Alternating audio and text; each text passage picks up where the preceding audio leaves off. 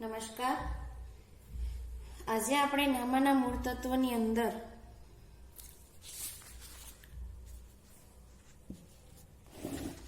પાઘડીની આમનોંધ નવો ભાગીદાર પ્રવેશ થાય ત્યારે 4 પ્રકારે આપણે પાઘડીનું પ્રીમિયમ રોકડમાં લાવે ન લાવે એ આપણે સમજીએ. હવે અહીંયા 5મો મુદ્દો છે, જ્યારે નવો ભાગીદાર તેના ભાગની પાઘડીનું પ્રીમિયમ અંશતઃ રોકડમાં લાવે ત્યારે.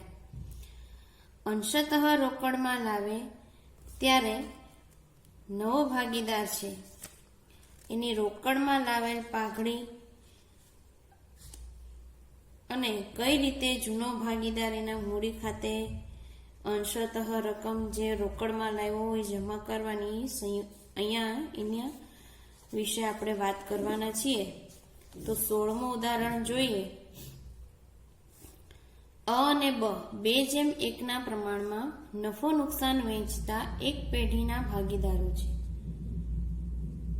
કને નફામાં 1/3 ભાગે નવા ભાગીદાર તરીકે દાખલ કરવામાં આવ્યો.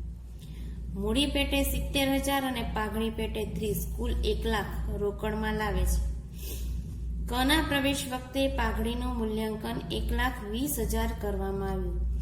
જ્યારે પાઘડીનું મૂલ્યાંકન આ રીતે આપી દીધેલું હોય 1,20,000 અને નવા ભાગીદારના નફાનો ભાગ હોય ત્યારે એમની પાઘડી આપણે એનો ભાગ આપી દીધેલો તો આના ઉપરથી શોધવાની રહેશે. આપણે જરૂરી ગણતરીમાં જોશું. અ અને બની પેઢીનું પાકું સરવૈયુંમાં 60,000ની પાઘડી દર્શાવતું હતું, એટલે કે આ જૂની પાઘડી છે જે જૂના ભાગીદારો વચ્ચે જૂના પ્રમાણમાં વહેંચી દઈશું.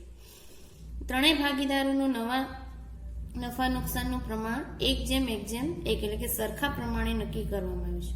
માટે આના ઉપરથી આપણને ત્યાગનું પ્રમાણ પણ મળી જશે.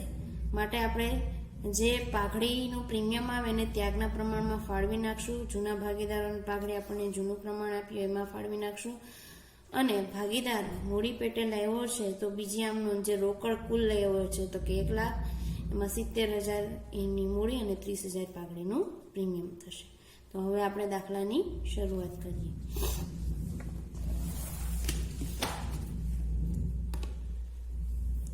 તો સૌથી પહેલા તમે બુક સામે જ રાખજો. તેમાં આપણે કના ભાગની પાઘડી સૌથી પહેલા શોધી લઈએ. તો કના ભાગની પાઘડી તો આપણે તમે રકમ સામે જ રાખજો. પાઘડીનું મૂલ્યાંકન નક્કી કરતી વખતે એની રકમ હતી 1,20,000. 1,20,000માં નફાનો નવો જે ભાગીદારનો ભાગ હતો જે કનો એ 1/3, તો એના ભાગની પાઘડી કેટલી તો કે ₹40,000. તો હવે અહીંયા 70,000 મૂડી પેટે ને પાઘડી પેટે 30,000 એમ આપેલા છે. તો એ રોકડમાં કેટલું નથી લે એવો પાઘડી, તો એ કેમ ખબર પડશે તો કઈ રોકડમાં ન લાવેલ પાઘડી. તો કુલ પાઘડી અહીંયા આપણે જોઈ તો 40,000 થઈ, બરોબર.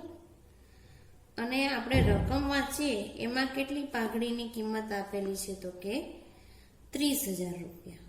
તો 40,000 માંથી 30,000 બાદ કરી તો ₹10,000 છે એ રોકડમાં લાવેલ નથી, બરોબર. ત્યાર પછી આપણે શોધીએ ત્યાગનું પ્રમાણ. તો ત્યાગનું પ્રમાણ આપણી પાસે જૂનું પ્રમાણ આપેલું જ છે અ અને બ નું જે 2:1 છે. નવું પ્રમાણ છે એ સરખું પ્રમાણ 1:1 છે. સૂત્ર લખીએ ત્યાગ બરાબર જૂનો ભાગ માઇનસ નવો ભાગ. તો હવે અનો ત્યાગ કેટલો તો કે અનો જૂનો ભાગ છે 2/3, નવો ભાગ 1/3. છેદ સરખા હોવાથી લસાઅની ગણતરી નહીં કરવી પડે, 2 માંથી 1 જાય તો 1. ત્યાર પછી બ 1/3, 1/3, 1 માંથી 1 જાય તો 0. તો કોના ભાગની પાઘડી છે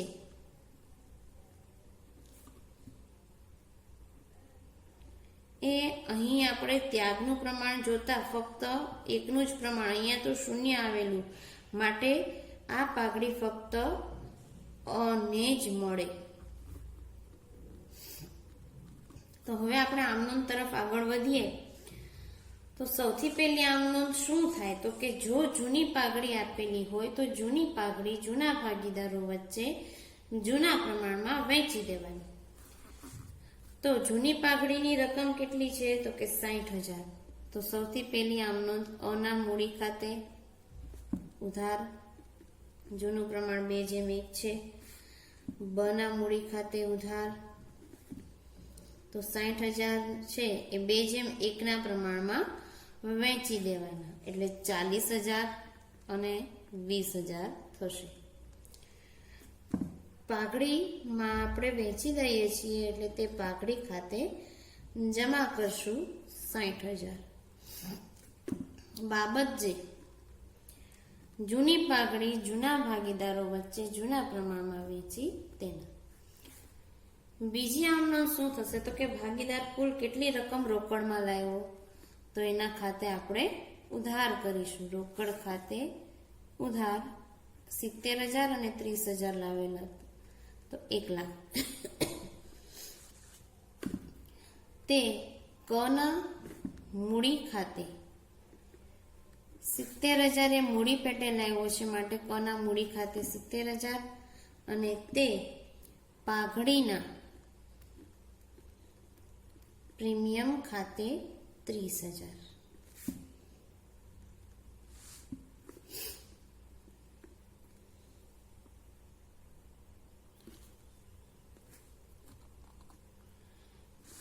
ત્યારબાદ પાઘડીનું પ્રીમિયમ અંશતઃ રોકડમાં, અને આપણે પાઘડીનું પ્રીમિયમ છે એ ફક્ત અને જ આપવાનું રહેશે. તો અહીંયા પાઘડીનું પ્રીમિયમ છે જે 30,000 એને વેચવાની જરૂર નથી, તો ફક્ત અને જ આપી દેવાનું છે. માટે પાઘડીના પ્રીમિયમ ખાતે ઉધાર, કોના મૂડી ખાતે ઉધાર. કારણ કે 10,000 આપણે શોધેલ હતા કે એ અંશતઃ જ રકમ રોકડમાં લાવે છે. હવે કોને આપી દેવાનું છે તો કે અના મૂડી ખાતે, કારણ કે પાઘડીના પ્રીમિયમની રકમ અને આપી દઈએ છીએ. બાબત જે શું લખશું તો કે કના ભાગની પાઘડીનું પ્રીમિયમ અને આપ્યું તેના. આટલું કરીએ ત્યારે દાખલો અહીંયા પૂરો ગણાય. ત્યારબાદ છઠ્ઠો પ્રકાર જે ખૂબ અગત્યનો છે અને ઇમ્પોર્ટન્ટ પણ છે કે આ પૂછાઈ પણ શકે. આપણે આ છેલ્લો પ્રકાર છે, આના પછી મિલકતોનું પુનઃમૂલ્યાંકન વિશેની વાત કરવાની થશે. તો જ્યારે પાઘડીનું મૂલ્યાંકન ભાગીદારોની મૂડી પરથી કરવામાં આવે, જેને આપણે અહીંયા ગુપ્ત પાઘડી તરીકે કહીએ છીએ, તો પ્રવેશ વખતે પેઢીની પાઘડીનું મૂલ્ય આપેલ ન હોય ત્યારે પેઢીનું ચોખ્ખું મૂલ્ય કે ભાગીદારોની મૂડી પરથી, આ બે વસ્તુ યાદ રાખવાની, ચોખ્ખું મૂલ્ય અને ભાગીદારોની મૂડી પરથી પેઢીની પાઘડીનું મૂલ્યાંકન કરવામાં આવે છે. અહીંયા એક સરસ ઉદાહરણ પણ આપેલ છે. અને બ ની મૂડી અનુક્રમે 50,000 ને 30,000 છે. નવો ભાગીદાર 1/5 40,000 મૂડી પેટે લાવે છે. તો અ બ નું ત્યાગનું પ્રમાણ સરખે હિસ્સે છે. તો આ સંજોગોમાં ક ની મૂડીને આધાર તરીકે લેતા પેઢીની કુલ મૂડી 2 લાખ હોવી જોઈએ. તો અહીંયા કઈ રીતે શોધે? તો જો નવા ભાગીદારનો ભાગ કેટલો? 1/5. તો ત્રિરાશિ મૂકવાની. 1/5 ભાગ હતો ત્યારે એની મૂડી હતી 40,000. તો પૂરો એક ભાગ હોય ત્યારે મૂડી કેટલી? એટલે કે 2 લાખ. એ સિવાયનું તો કે ત્રણેય ભાગીદારોની ખરેખર મૂડી કેટલી? તો અહીંયા જો અ અને બ ની મૂડી આપેલ છે 50,000 30,000 ને 40,000 છે.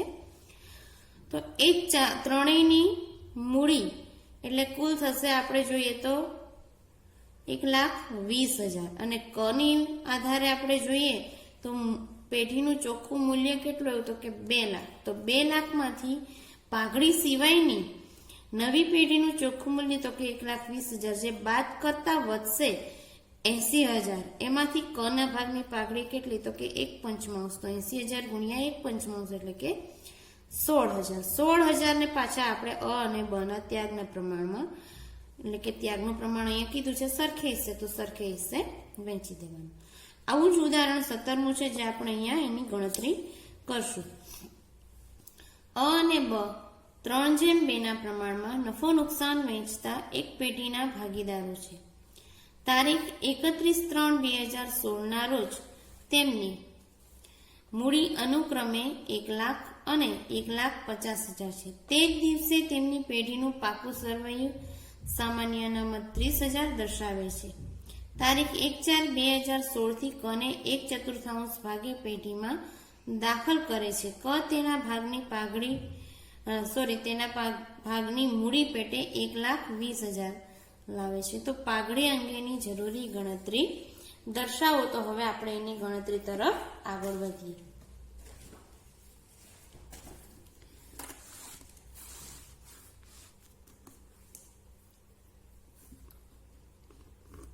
ઉદાહરણ છે 17મું, જરૂરી ગણતરી. તો અહીંયા પણ નવા ભાગીદારનો ભાગ આપેલ છે 1/4 અને એને મૂડી આપેલી છે 1,20,000. તો નવો ભાગીદાર છે તો ક ના મૂડીના આધારે પેઢીનું ચોખ્ખું મૂલ્ય, તો જેમ આગળના ઉદાહરણમાં ત્રિરાશિ મૂકેલ એમાં અહીંયા પણ આપણે ત્રિરાશિ મૂકશું કે ભાઈ 1/4 ભાગ હતો ત્યારે મૂડી હતી 1,20,000.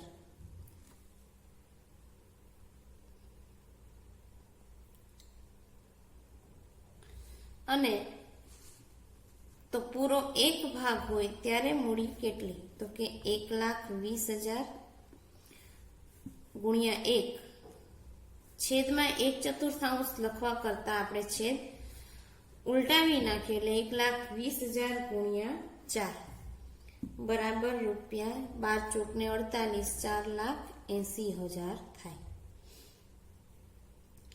તો પાઘડી સિવાયનું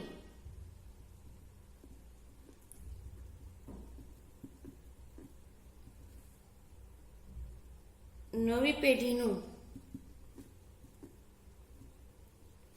ચોખ્ખું મૂલ્ય બરાબર આપણે જેટલા નવા ભાગીદાર જૂના ભાગીદારની મૂડી છે બધાનો આપણે અહીંયા સરવાળો કરશું. સાથે આમાં તમને સામાન્ય અનામત પણ આપેલી છે તો એમને પણ અહીંયા ઉમેરવામાં લઈ લેશું. તો કોનો સરવાળો થશે? તો જૂના ભાગીદારોની મૂડી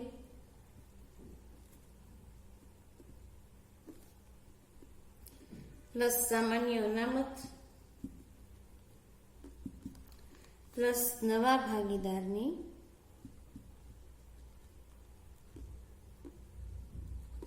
મૂડી. તો જૂના ભાગીદાર અ અને બ જોવું જોઈએ રકમમાં અ અને બ ની બંનેની મૂડી કેટલી છે. તો રકમમાં જૂનું પ્રમાણ એમાં અ અને બ ની અનુક્રમે મૂડી છે 1 લાખ અને 1,50,000. સામાન્ય અનામત છે 30,000. નવા ભાગીદાર એટલે કે ક એની મૂડી છે 1,20,000. બધાનો સરવાળો કરતા જવાબ આવશે 4 લાખ.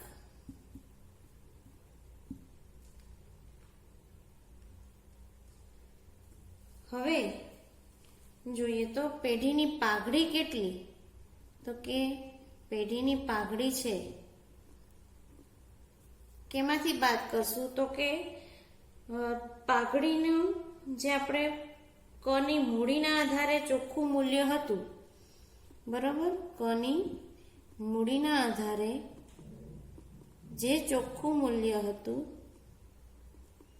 એમાંથી નવી પેઢીનું ચોખ્ખું મૂલ્ય છે એ બાદ કરી દઈએ.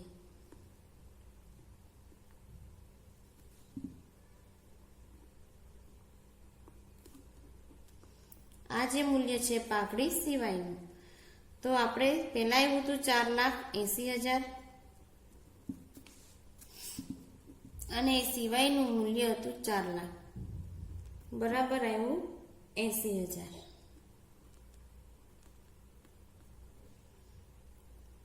હવે આ 80,000 જે પાઘડી છે એમાંથી કના ભાગની પાઘડી કેટલી, તો કના ભાગની પાઘડી 80,000, કનો ભાગ છે 1/4 બરાબર થશે 20,000. તો આ 20,000 ને આપણે ત્યાગનું પ્રમાણ છે એટલે અહીંયા જે જૂનું પ્રમાણ છે એને જ ત્યાગના પ્રમાણમાં ગણશું. તો એ પ્રમાણમાં આપણે એને વેચી નાખવું પડે એટલે કે 20,000. તો અહીં કના પાઘડીની વહેંચણી કરીએ તો જૂનું પ્રમાણ એ જ ત્યાગનું પ્રમાણ 3/2. તો અને કેટલી પાઘડી મળશે, કારણ કે અહીંયા એની 20,000 આપેલી હતી. તો 20,000 3/2 ના પ્રમાણમાં એટલે બરાબર 20,000 ગુણ્યા 3 છેદમાં આવશે 3 ને 2 5, 5 ચોક 20 એટલે 4 તેરીને 12,000 રૂપિયા. બને મળવા પાત્ર પાઘડી કેટલી, તો કે 20,000 ગુણ્યા 2/5 એટલે રૂપિયા 10,000, સોરી 8,000.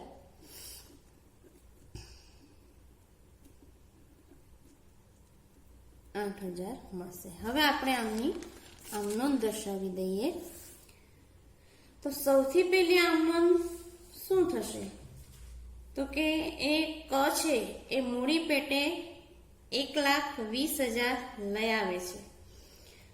કારણ કે હજી અહીંયા આપણને પાઘડી છે કે નહીં એ આપણે ગણતરી કર્યા પછી ખબર પડે. તો સૌથી પહેલી રોકડ ખાતે ઉધાર તે કના મૂડી ખાતે જમા 1,20,000.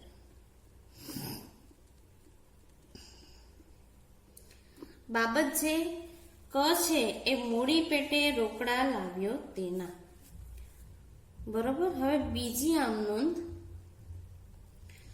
શું થશે, તો કે માત્ર ને માત્ર પાઘડીની ગણતરી અહીંયા જે આપણે કરી એ ગણતરી સિવાય 2 જ આમ નોંધ આવશે. હવે બીજી આમ નોંધ આપણે છેલ્લે જે પાઘડીની ગણતરી ત્યાગના પ્રમાણમાં કરી એમની જ ગણતરી અહીંયા ફક્ત દર્શાવવાની રહેશે. તો કે કના મૂડી ખાતે ઉધાર તે અના મૂડી ખાતે જમા તે બના મૂડી ખાતે જમા. આપણે 20,000 ની ગણતરી કરી હતી.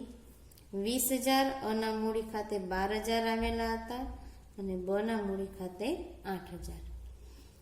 તો અહીંયા આમ જુઓ તો આ પાઘડીની જ આમ નોંધ છે, પણ ક્યાંય પાઘડીના નામનો ઉલ્લેખ આવે નથી. અને પાઘડીનું મૂલ્ય પણ આપણે જૂની ભાગીદારોની મૂડી, આ સામાન્ય અનામત હતું ને પ્લસ નવા ભાગીદારોની મૂડી, એમાં આપણે પાઘડીના મૂલ્ય ઉપરથી ચોખ્ખું પેઢીનું મૂલ્ય શોધ્યું અને બાદ કરી અને આપણે પાઘડી શોધેલ છે, જેને આપણે અહીંયા ગુપ્ત પાઘડી તરીકે ઓળખીએ છીએ. તો દાખલો આ ખૂબ મહત્વનો છે અને એકદમ ઇઝી પણ છે. તો આ દાખલાની પ્રેક્ટિસ કરતા રહેવાની છે.